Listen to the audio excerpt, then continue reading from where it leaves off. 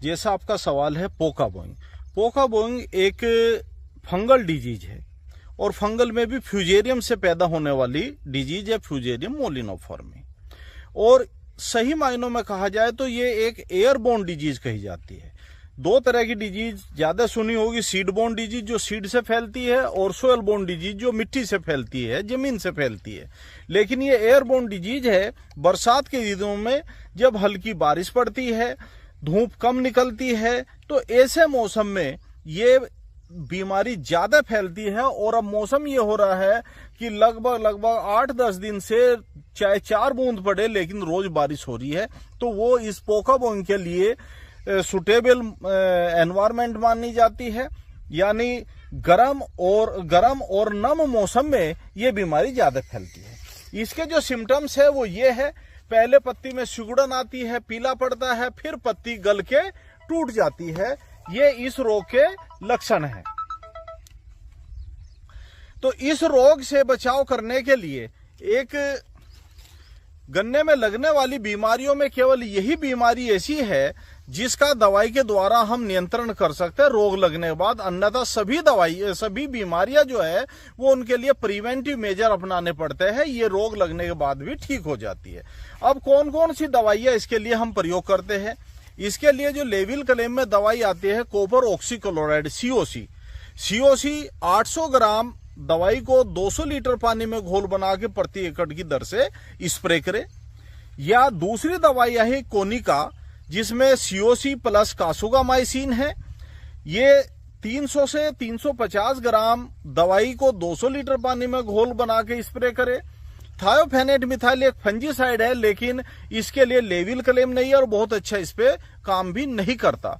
दूसरी दवाई जो लेविल क्लेम तो वो भी नहीं है, लेकिन उसका परिणाम जो हमने इस साल प्रैक्टिकल करके पाया है तो बहुत अच्छा परिणाम दिखाई दिया है। एजोक्सिस्टोबिन 18.2 प्लस डाइफेनोकोनाजोल 11.4% दवाई का जो कॉम्बिनेशन है, ये आपकी सिजेंटा कंपनी एमिस्टाटोप के नाम से बनाती है, मोरास कंपनी टकासी नाम से बनाती है, आपकी FMC कंपनी अजाको ड्यू नाम से बनाती है, आपकी मैनकाइंड एजोडेजो नाम से बनाती है, धानु का कंपनी गोडीवा सुपर नाम से बनाते हैं। इनमें से कोई सी भी कंपनी की दवाई 200 मिलीलीटर दवाई को 200 लीटर पानी में घोल बना के खड़ी फसल पे आप स्प्रे कर देंगे तो काफी हद तक मैं मानता हूं कि 90% से ज्यादा परिणाम आपको अच्छे प्राप्त होंगे। तो आप इस तरह से इसका प्रयोग कर सकते हैं और इसका असर भी और दवाइयों के मुकाबले लंबे समय रहता है। हमने कई खेतों में 1 महीना पहले करवाया था तो आज तक उनमें पोका बोइंग दिखाई नहीं दे रहा है। 238 वैरायटी में ही ज्यादातर हमने हालांकि रेड रोट के लिए ही यूज करवाया था, लेकिन उसमें पोका बोइंग भी काफी हद तक कंट्रोल हुआ है। जैसे जी आपने बताया एजोक्सिस्टोबिन डाइफेनाकोनाजोल जो है, ये अगर हमारे किसान भाई जो जैसे प्रयोग करें, क्योंकि थोड़ी कॉस्टली दवाई है, तो इससे अलग भी किसी और रोग पे भी काम करेगा? हाँ, रेड रोड पे लेविल क्लेम है। IISR भारतीय गन्ना अनुसंधान संस्थान लखनऊ द्वारा ये रेड रोड गन्ने का लाल सड़न रोग पे प्रिवेंशन के रूप में इसे प्रयोग कर सकते हैं। रोग लगने के बाद तो नहीं ठीक कर पाएगी, लेकिन रोग लगने की संभावना है तो आप इसे स्प्रे करेंगे तो मैं मानता हूं कि काफी हद तक आप लाल सड़न रोग से भी फसल को बचा सकते हैं। अच्छा जी, एक सवाल और है जी, जैसे टॉप रोट बैक्टीरियल हुआ है और पोका बोइंग हुआ है, तो इन दोनों में अंतर क्या हुआ है? क्या टॉप रोट बैक्टीरियल पे भी ये काम करेगी नहीं करेगी?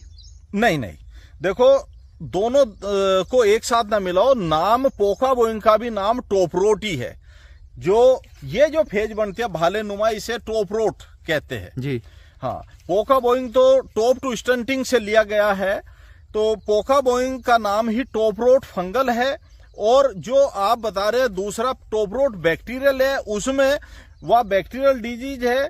और कुछ वैरायटी जैसे 13235 में कहीं कहीं वो दिखाई दे रहा है रोग, उसमें जहां गन्ने का अगोला होता है यहां से लपसी नुमा पदार्थ निकलता है और बहुत बदबूदार रहता है। अगोला गल जाता है और गन्ने की बढ़वार रुक जाती है, सूख जाता है, पूरा गन्ना नीचे की तरफ भी गन्ना शुरू हो जाता है।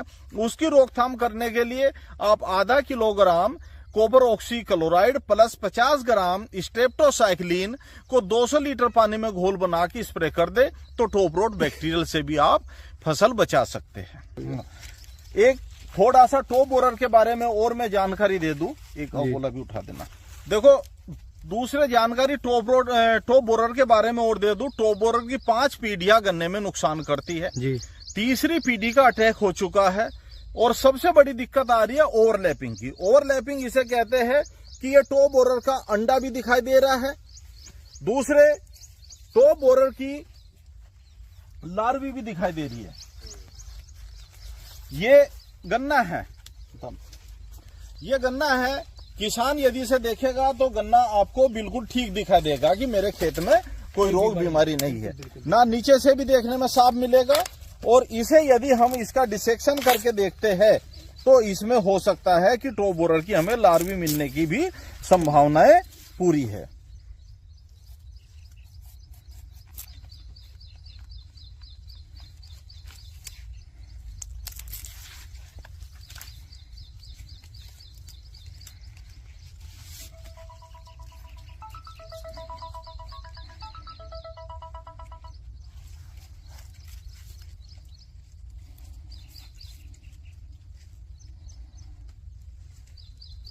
ये आप देख लीजिए, ये लार्वी है, ये जिंदा लार्वी है बिल्कुल।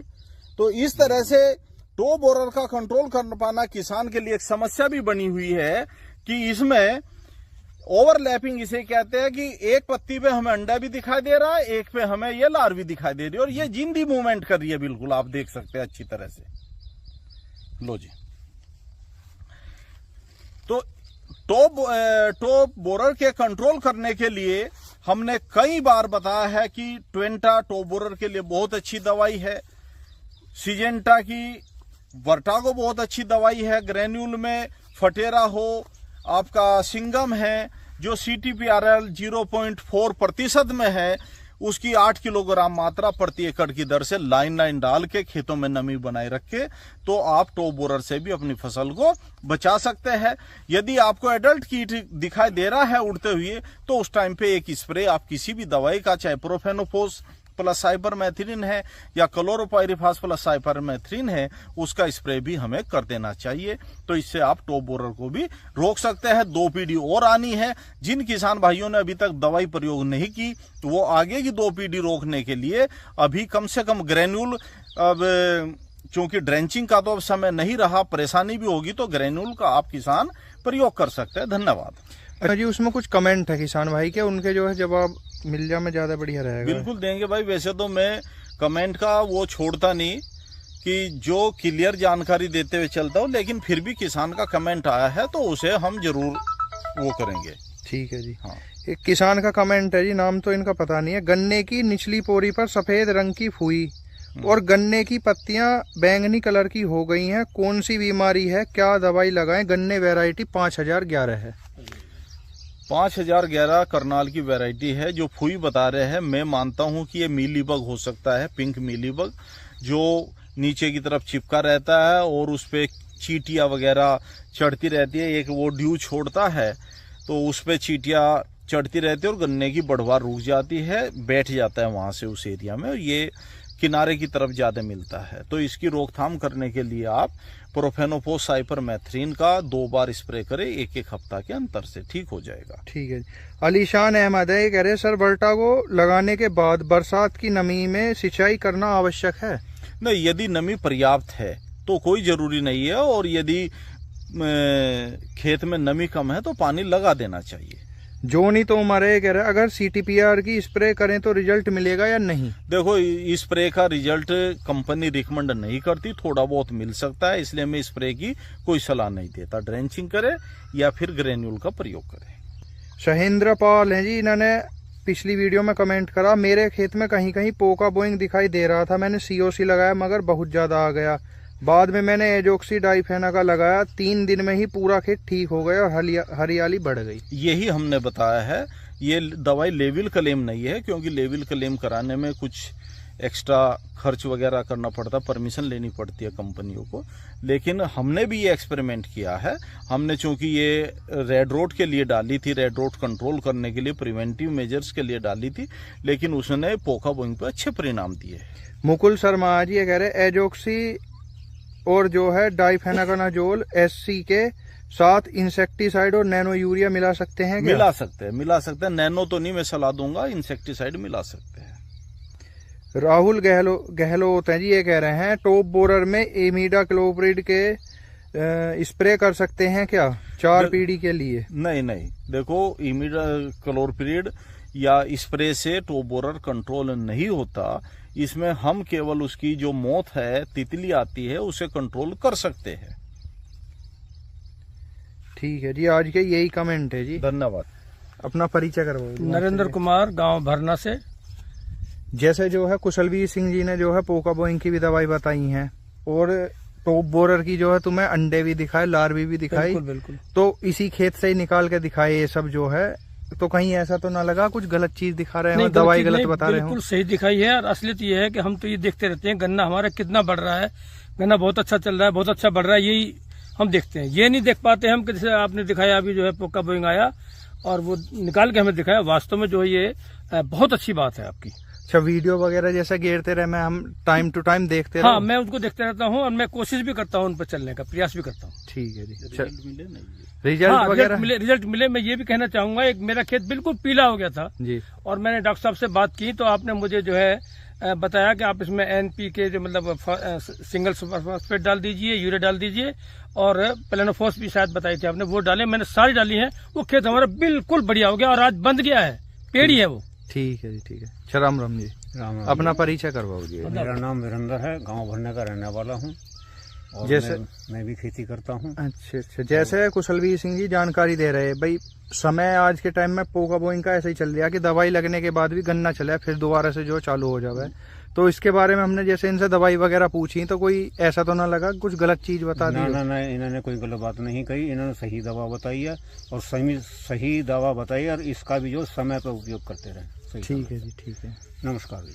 अच्छा, कुछ दिखा रहे हो जी इसका? अच्छा, ठीक है। 1 मिनट लोगे? हाँ, बताओ इसका। देखो, कुछ किसान भाई पायरिला के लिए दवाई का प्रयोग करते हैं, लेकिन मैं सलाह देता हूं पायरिला के लिए दवाई की जरूरत नहीं है। ये पायरिला का नेचुरल पैरासाइट है। ये से ककून मिलता है, इसके अंदर एक जीव होता है, वो अंडे देता है। इस पे अंडे भी निकले हुए दिखाई दे रहे हैं ये, और बहुत ज्यादा संख्या में रहते हैं। ये निम्फ को और एडल्ट को पैरासिटाइज करते हैं और उसको निम्फ और जो एडल्ट है उस पर पैरासिटाइजेशन होता है और वो उसके मार देते हैं। सबसे अच्छा तरीका है पायरिला को कंट्रोल करने का, ये नेचुरल तरीका, जिसमें किसान को कोई लागत, खर्चा, कष्ट नहीं होता। और सबसे बड़ी बात यह है, यदि इसके लिए स्प्रे करते हैं तो ये भी मर जाता है और पायरिला नहीं मरता, तो फिर आपके लिए समस्या पैदा हो जाती है। ठीक है जी। तो भैया आज जो है गाँव भरना के अंदर वीडियो हुई, समय पे टॉप बोरर की भी जानकारी दी और पोका बोइंग जो जैसे हमारे किसान भाई कमेंट कर रहे हैं कि दवाई लगने के बाद भी जो है पोका बोइंग ना रुक रहा, तो क्या उसका परमानेंट सॉल्यूशन है। वीडियो के अंदर सारी जानकारी है। अगर वीडियो अच्छी लगी हो वीडियो को लाइक जरूर करें। राम राम जी।